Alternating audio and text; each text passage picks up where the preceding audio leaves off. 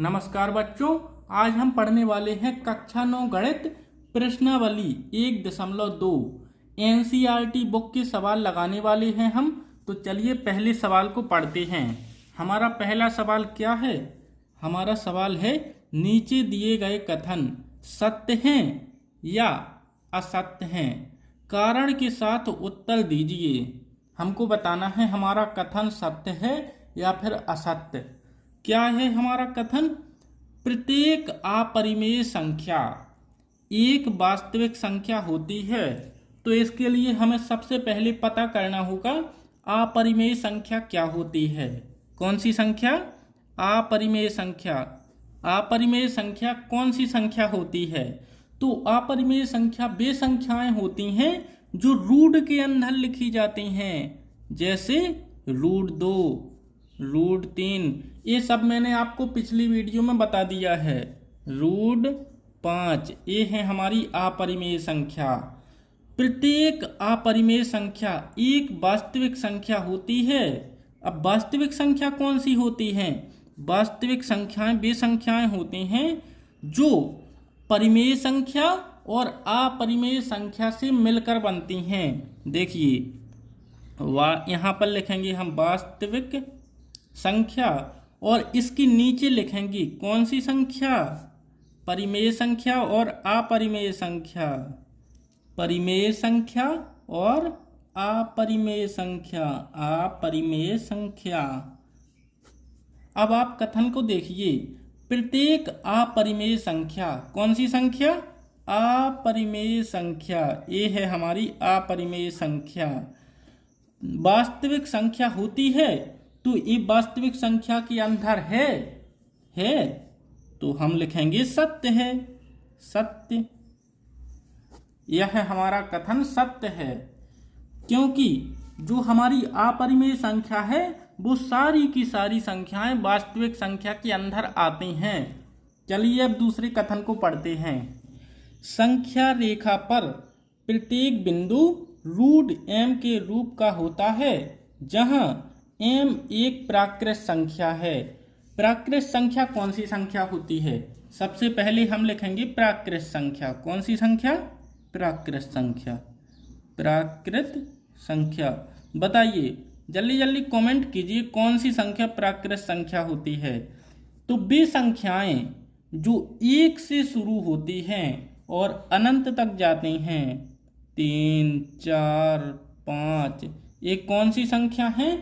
प्राकृत संख्याएं हैं। ये हमारी प्राकृत संख्याएं। वे संख्याएं जो 1 से शुरू होकर धनात्मक दिशा में अनंत तक जाती हैं प्राकृत संख्याएं कहलाती हैं। तो ये है हमारी प्राकृत संख्याएं। अब हमारा कथन क्या बोल रहा है?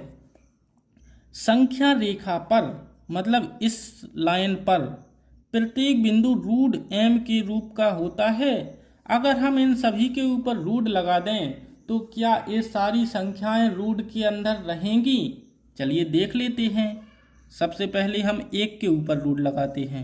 यहाँ पर लिखते हैं √m बराबर √1, √2, √3, √4, √5।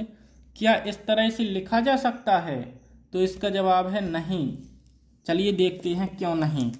आप लोग अब ध्यान से देखिए, यहाँ पर देखिए, कभी भी √1 को अंदर नहीं लिखा जा सकता। 1 हमेशा बाहर ही रहेगा। √2 को अंदर लिखा जा सकता है, √3 को भी अंदर लिखा जा सकता है, लेकिन √4 को अंदर नहीं लिखा जा सकता है। यहाँ पर क्या लिखेंगे? 2, और यहाँ पर क्या लिखेंगे? √5 ... तो इसमें बोल रहा है क्या सभी बिंदुओं को रूट के अंदर लिखा जा सकता है? तो इसका जवाब है नहीं। तो हम क्या लिखेंगे? असत्य। यह कथन कैसा है? असत्य। हमारा अगला कथन है, प्रत्येक वास्तविक संख्या एक अपरिमेय संख्या होती है। तो चलिए देखते हैं। पहले हम लिखेंगे वास्तविक संख्याएं। वास्तविक संख्याएं कौन सी संख्याएं होती हैं? जो हमारी परिमेय संख्याएं होती हैं और जो हमारी अपरिमेय संख्याएं होती हैं उन सभी के नंबर को एक साथ लिखा जाए तब वो वास्तविक संख्याएं कहलाती हैं। जैसे 3/4, ये रहे हमारी वास्तविक संख्या के नंबर। 3/4, √5, √5/3, 2, 6/11, √3, √7। ये कौन सी संख्या है? ये है वास्तविक संख्या, जिसमें परिमेय संख्या भी है, अपरिमेय संख्या भी है।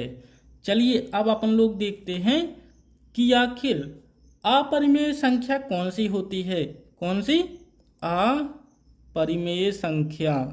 इसमें कौन सी संख्या हमारी अपरिमेय संख्या है?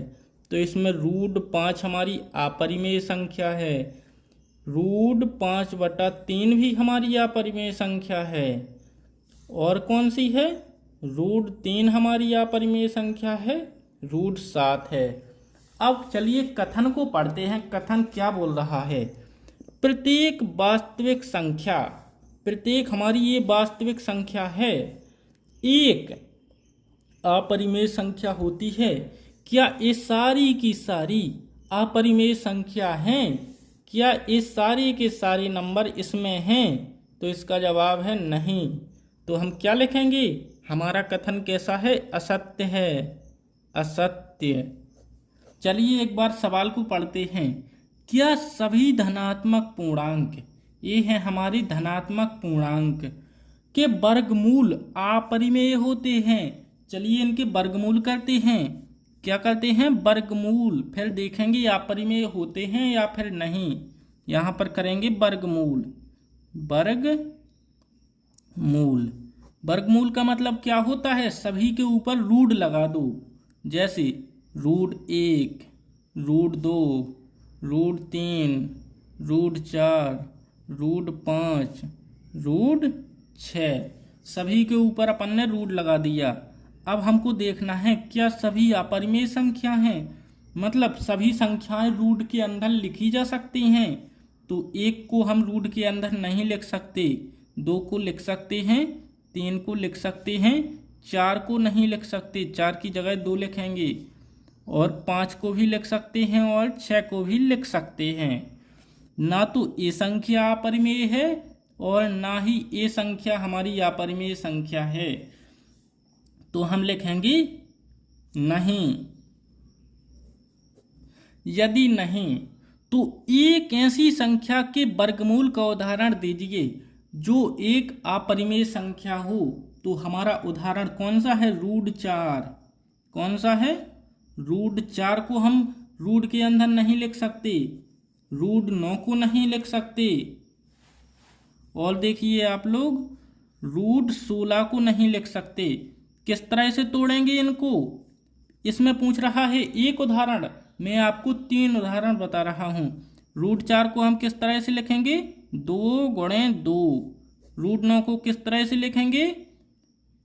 3 × 3। और √16 को 4 × 4 लिख सकते हैं। और अगर जो भी रूट के अंदर गुणा में डबल होता है उसकी हम एक संख्या को बाहर लिख देते हैं। 2 × 2 बराबर क्या लिखेंगे? 2। 3 × 3 3, 4 × 4 4। तो हमने एक नहीं बल्कि 3 उदाहरण दे दिए हैं। चलिए अब अगले सवाल को हल करते हैं। अगर आपको सवाल समझ में ना आया हो तो कमेंट में पूछ सकते हैं या फिर वीडियो को दोबारा देख लीजिए। ये रहा हमारा अगला सवाल। अगला सवाल क्या बोल रहा है? दिखाइए कि संख्या रेखा पर √5 को किस तरह निरूपित किया जा सकता है। हमको संख्या रेखा पर √5 को निरूपित करके दिखाना है, मतलब बताना है कि संख्या रेखा पर √5 कहाँ होता है।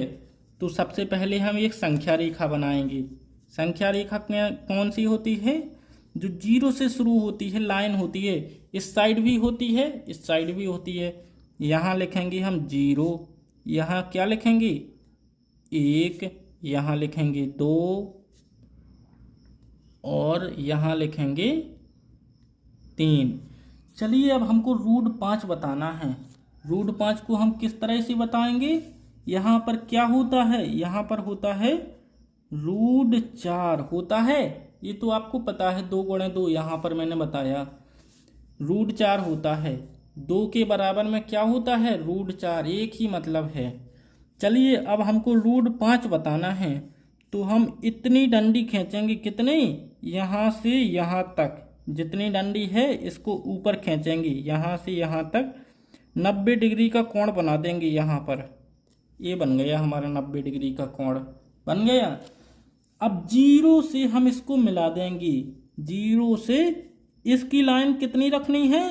1 से 2 तक के बीच की लाइन, 1 से 2 तक के बीच की लाइन इतनी खड़ी करेंगे हम, और 0 को इससे मिला देंगे।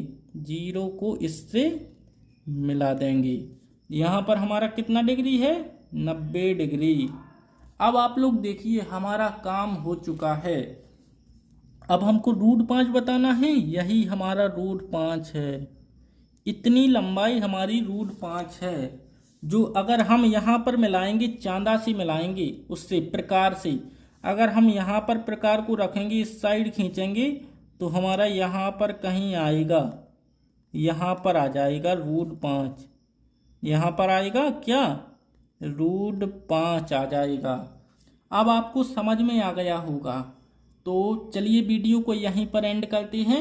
अगर आपको समझ में ना आया हो तो आप लोग पूछ सकते हैं, कमेंट कर सकते हैं, और वीडियो को दोबारा देख सकते हैं। चलिए अब मिलते हैं अगली वीडियो में। आप लोग वीडियो को लाइक कीजिए और चैनल को सब्सक्राइब कीजिए, और चलिए अब मिलते हैं अगली वीडियो में।